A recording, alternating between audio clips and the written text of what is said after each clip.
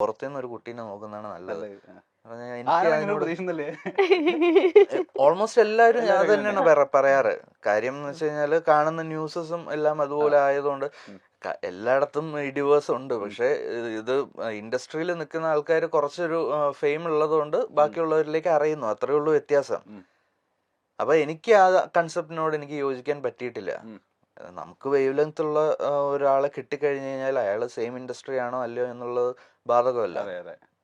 Ego ഒക്കെ നമുക്ക് adjust ചെയ്ത് കൊണ്ടുപോകുന്നതേ ഉള്ളൂ. അപ്പൊ അതുപോലെ തന്നെ ഇങ്ങനെ സംഭവിച്ചു പോകുന്നുണ്ട് ഇപ്പൊ. മൃദുല, ഞാൻ ചോദിക്കട്ടെ, ഇപ്പൊ ബിഫോർ ആൻഡ് ആഫ്റ്റർ ഇംപ്രഷൻ വന്ന മാറ്റം എന്താണെന്ന് ചോദിച്ചാൽ എന്താ പറയാ? അതായത് മുന്നേ നമ്മൾ വിചാരിച്ചു വെച്ചിരുന്ന കുറെ കാര്യങ്ങൾ ഉണ്ടായിരിക്കുമല്ലോ കല്യാണത്തിന് മുൻപ്, കല്യാണത്തിന് ശേഷം ഉണ്ടായ ഇംപ്രഷൻ എന്തൊക്കെയാ? മുന്നേ ഉണ്ടായിരുന്ന ഇംപ്രഷൻ എന്തായിരുന്നു? ലൈക്ക് ആളെ പറ്റിയിട്ടാണോ? ആളെ പറ്റിയിട്ട് ഇതേപോലെ ഈ ജാട എന്നുള്ളത് ജാടയാണല്ലോ എന്നുള്ളൊരു തോന്നലുണ്ടായിരുന്നു. പിന്നെ കല്യാണം കഴിഞ്ഞതിന് ശേഷം ആളെ കൂടുതൽ മനസ്സിലാക്കാൻ പറ്റി. അതാണ് ലൈക്ക് ഭയങ്കര ലവബിൾ ആയിട്ടുള്ള ഒരാളാണ്, ഭയങ്കര കൂളാണ്, എത്ര ദേഷ്യപ്പെട്ടാലും തിരിച്ച് റിയാക്ട് ചെയ്യില്ല.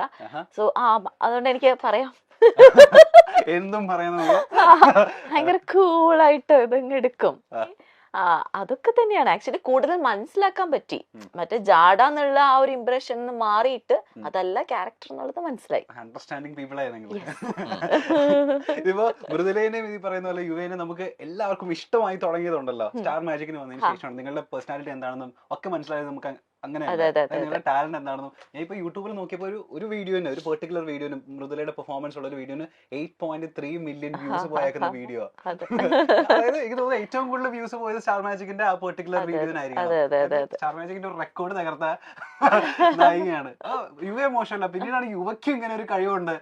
മെയ്ഡ് ഫോർ ഈച്ച് അതറാണ്. ഞാൻ മിമിക്രി ഇവർ രണ്ടുപേരും തോളോട് തോള് നിൽക്കുന്ന കപ്പിളാണെന്ന് നമ്മൾ പിന്നീടാണ്. ഇപ്പോഴേ ഞാൻ ചെറിയൊരു ടാസ്ക് തന്നു കഴിഞ്ഞാൽ ആരെങ്കിലും നമ്മളുടെ വീഡിയോ ഒന്നും മില്യൺ അടിക്കാൻ വേണ്ടിട്ട് ഒന്ന് ആരെയൊക്കെ നമുക്ക് ചെയ്യാൻ പറ്റും? ഇപ്പൊ ഈ പറഞ്ഞ പോലെ സ്റ്റാർ മാജിക്കിൽ വന്നതിന് ശേഷം ഒരുപാട് പേർക്ക് ഇപ്പൊ ഫാൻ ഫോളോയിങ്സ് കൂടിയിട്ടുണ്ട്. ഇപ്പൊ അനു ആയിക്കോട്ടെ, ലക്ഷ്മി നക്ഷത്ര ആയിക്കോട്ടെ, ബിനു അടിവാലി ആയിക്കോട്ടെ. ആരാണ് ആദ്യം അനുവിനെ ഈ പറയുന്ന ഈ മൊമെന്റിൽ നമുക്ക് ഇത് കാണിക്കാൻ പറ്റുമോ?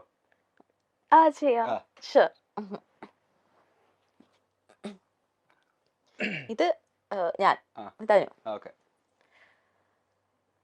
എന്തിരടി നീ പറയണത്? കുറെ നേരമായിട്ട് ഞാൻ നോക്കുന്നുണ്ടടി. നീ നീ നീ ഇത് കണ്ട, ഈ ഫോട്ടോ നീ കണ്ട? അയ്യോ എന്ത് നല്ല രസമുണ്ടല്ലേ, ഞാൻ അപ്പോഴേ പറഞ്ഞതാണ്. ഓ എനിക്ക് വയ്യ. എന്നെ കൊള്ളാമോടി, നീ പറ, ഈ കുടുംബ കൊള്ളാമോടി, പറയടി. കുഴപ്പമൊന്നും ഇല്ലല്ലോ അല്ലേ? ഇതെന്തോന്ന്, നിന്റെ ലിപ്സ്റ്റിക് എന്തോന്ന്, കൊള്ളില്ല. കൊള്ളാല്ലേ? ഏതാണ്ട് ഇതുപോലെയൊക്കെ തന്നെയാണ് ഫ്രെയിമിൽ നമ്മള് അനുവിനെ കാണുന്നതല്ലേ?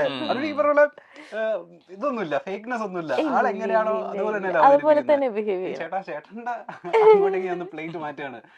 ചേട്ടൻ ഈ പറയുന്ന പോലെ ബിനു അടിമാലിനെ അവതരിപ്പിക്കുന്ന കണ്ട സമയം നമ്മൾ ഞെട്ടിപ്പോയിട്ടുണ്ടായിരുന്നു. കോളേജിലെ അത്യാവശ്യം മിമിക്രി ഒക്കെ ചെയ്യുന്ന ആളായിരുന്നോ?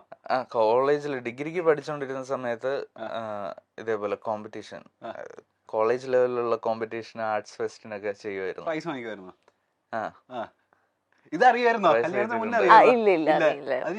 അന്ന് അവതരിപ്പിച്ചപ്പോഴാണ് ആദ്യമായിട്ട് ആണല്ലേ? ഓ ചേട്ടാ. അതിനുശേഷം പിന്നെ പ്രാക്ടീസ് അങ്ങനെയൊന്നും ഇല്ലായിരുന്നു. അന്ന് എന്തോ അങ്ങനെ തോന്നി, കുറച്ച് സൗണ്ടുകളൊക്കെ ചെയ്തപ്പോൾ ഓക്കെ ആയിട്ട് തോന്നി, അങ്ങനെ പിന്നെ കയറി പെർഫോം ചെയ്തതാണ്. അപ്പൊ ഞാൻ ചോദിക്കട്ടെ, മിമിക്രി ഉണ്ട്, മാജിക് ഉണ്ട്, മെന്റലിസം ഉണ്ട്, ഡാൻസ് ഉണ്ട്, പാട്ടുണ്ടെന്ന് ആരും പറയുന്നത്? പാട്ടുണ്ട്, സകലവല്ലഭൻ. എന്താ ചെയ്യാ? ഡാൻസ് അത്രക്കില്ല. റീൽസിലൊക്കെ നമ്മള് ഡാൻസ് കളിച്ച് ഏതൊരു കൊറിയോഗ്രാഫറിന്റെ കൂടെയുള്ള ഡാൻസ് ഒക്കെ നമ്മൾ കണ്ടിരുന്നു റീൽസില്. ഒന്നും മോശമല്ല. ഇപ്പൊ നമ്മൾ ആരെയാ ചെയ്യാൻ പോകുന്നത്? ഇപ്പൊ ബിനിച്ചേട്ടന് ചെയ്യാം, നന്നായിട്ട് ചെയ്യും. ബിനിച്ചേട്ടൻ, നോബിച്ചേട്ടൻ, അവരൊക്കെ അത് മതി. ഓക്കെ ഓക്കെ, ജസ്റ്റ് ഒന്ന് ട്രൈ ചെയ്ത് നോക്കാം, അത്രേ ഉള്ളൂ.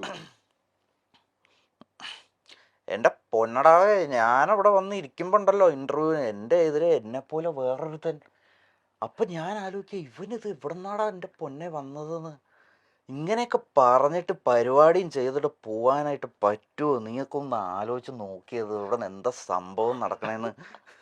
എന്നെ പൊന്നടവേ, ഒരു രക്ഷയില്ല. ബിനുചേട്ടന് മുമ്പില് പെർഫോം ചെയ്തിട്ടില്ലേ?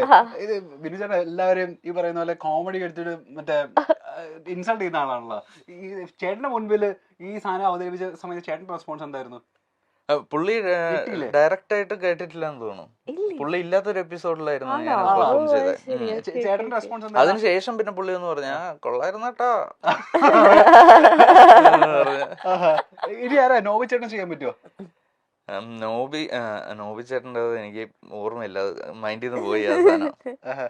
വേറെ ആരെങ്കിലും ചെയ്യുമ്പോ അല്ലാതെ നമുക്ക് മറ്റേ ഫിലിമിലൊക്കെ ഉള്ള കുറച്ച് ആൾക്കാരുടെ ഒക്കെ ഇത് പുറത്തേക്ക് ഇടാൻ കൊണ്ട് ഞാൻ സ്ഥിരം പണ്ട് ആ. കോളേജിൽ ചെയ്തിട്ടിരുന്ന ആ. സാധനങ്ങളൊക്കെ തന്നെ. ആ. കൊച്ചിൻ ഹനീഫയും ജനാർദ്ദനും തമ്മിലുള്ളൊരു ഓ, ഓക്കേ. ഡയലോഗ്. ആ.